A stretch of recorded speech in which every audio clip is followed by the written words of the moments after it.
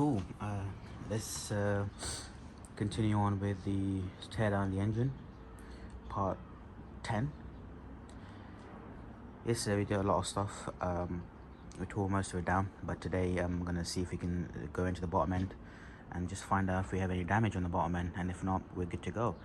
So weather's looking a bit nice today. Probably will not rain, but you never know. So I'll put you guys on a time lapse and enjoy it. Right guys, just before I put you guys on a time lapse, what I thought I'd do real quick is I'll show you that I've taken the chains off, and you can see the balance shaft, which is the one that goes on the what side is that? That's the exhaust side. That is spinning freely, and I can actually feel the weight of the balance shaft as well as it goes around. So that's nice and good. So is this one, which is for the intake side, which got intermediate gear.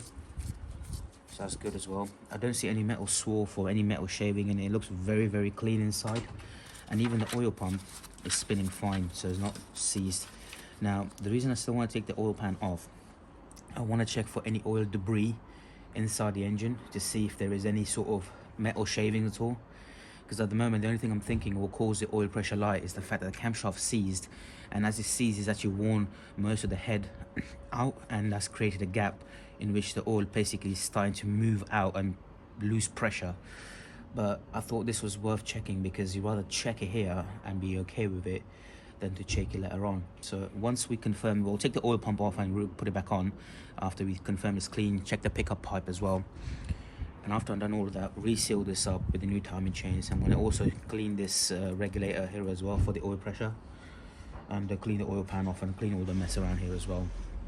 But it's a very good idea to do this right now whilst I have it here. Also, there is no back and forth movement like this in the crankshaft, which tells me that the thrust washers are okay, they're not worn or anything. I can spin this, but it would be a little bit hard to spin because the other end of the crankshaft is actually touching the back of the engine stand a little bit, so it's not the best, I know, but you guys have to just agree with that. But there is no movement at all on it, but it looks very, very clean inside, and everything is spinning. I was actually going to take this off, but to be honest with you, I don't see much of a point because they are actually moving, and actually when I spin it, I can feel the weight of the balance shaft, like doing that kind of effect of it tumbling over. So I think they're okay.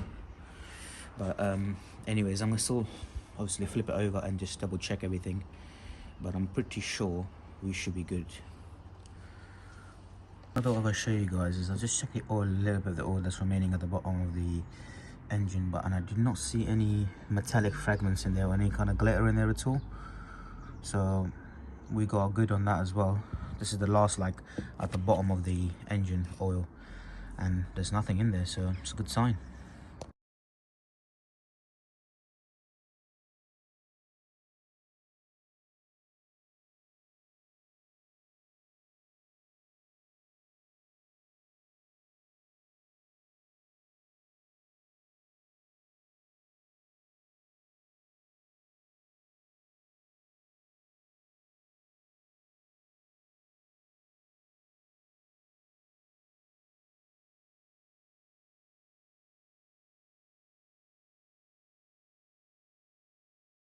Right, so I took the oil pan off.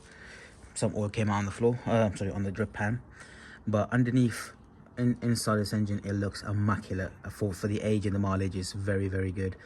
I did not see any metal swarf whatsoever. I'll show you the oil pan in a second. There's just a few tiny bits of broken guide, which is what I broke when I was spinning the engine, but that's not an issue. A couple of things I've noticed, that on this particular engine, compared to the Gen 3s and so on, they are a bit different here with the way the bottom girdle goes on, but nothing, unusual in that aspect. However, I checked the oil pump, and the oil pump, I don't know if you'll be able to hear it, but as you can see, it is spinning beautifully. There is still a bit of oil, that's why it feels like it kicks back a little bit. I don't know if you can see it, but it's spinning perfect. There's not like grunching noise at all, so I don't think we have an oil pump problem. I still think that the oil pressure issue was because of the fact that the cam had worn out the groove in the head, and that's what's basically allowing oil pressure to leak away. So I thought I'd check this whilst I'm here anyway. It's best to check it. From my understanding, it looks absolutely fine. The oil pump looks absolutely fine inside. There's maybe fine hairline scratches here and there, but there's nothing, no metallic fragment anywhere. So I think this oil pump is okay. Especially the bottom of the engine looks phenomenal. Really clean. There is no back and forth play, so we do not have any sort of thrust washer wearing issue. I want to take the girdle off, but to be honest with you, at this point I'm kind of convinced that this is okay. There is not any kind of connecting rod issue, because if there was a knocking noise or connecting rod issue, connecting rod bearings, this will be all full of metallic fragment. And I don't know if you can see it, but that's really like about as clean as it's gonna get. Yeah, so that's absolutely fine. I'll catch you guys in the next part. Start straight this oil pickup. It is immaculate underneath. There is not a single fragment of anything, any foreign material in there whatsoever. It might be a little tiny little plastic bit, but nothing crazy. So that's good. We know that's good. This is the baffle plate. That's also quite good as well. Nothing crazy in there. Sweet.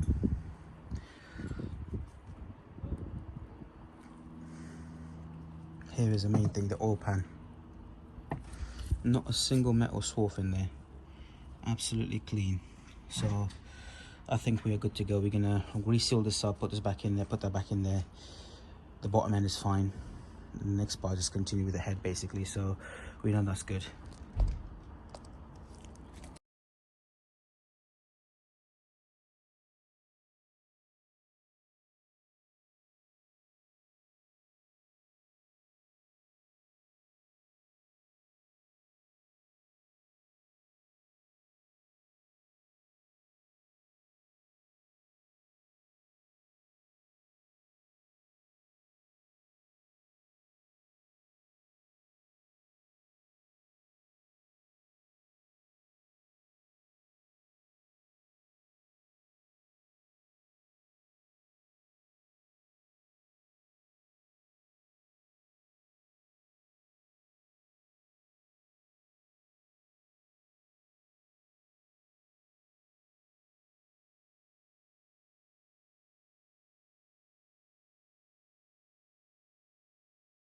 Right, so I just cleaned up this mating surfaces here.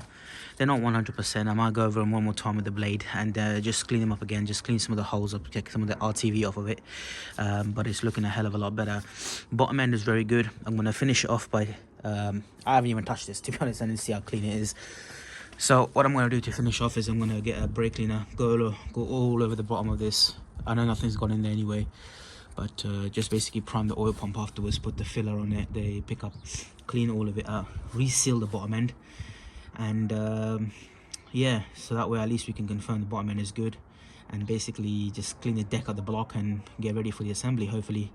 But yeah, that's the plan for the time being. I just thought I'd show you guys. Here's a little bit of a better look. I said it's not perfect anyway, the mating service, but it will be after a couple of more rounds on it. But it's looking a hell of a lot better than it did before. Oil pan, everything else is okay. I'm going to clean them up as well later on and put them all back together, so at least we can confirm they're all good. But yeah, I just thought I'd show you what it looks like.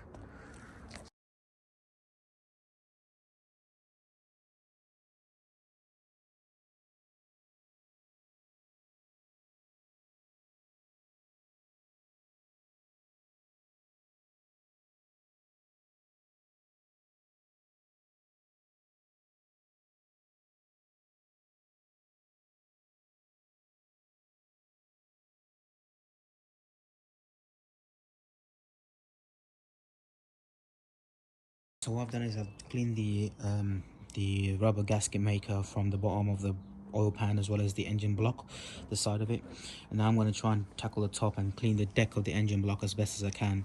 And I'm going to put you guys on a time lapse because it's going to take a bit of time, but what I'll do to soften it up is use a bit of WD-40 and kind of go from there. So enjoy it.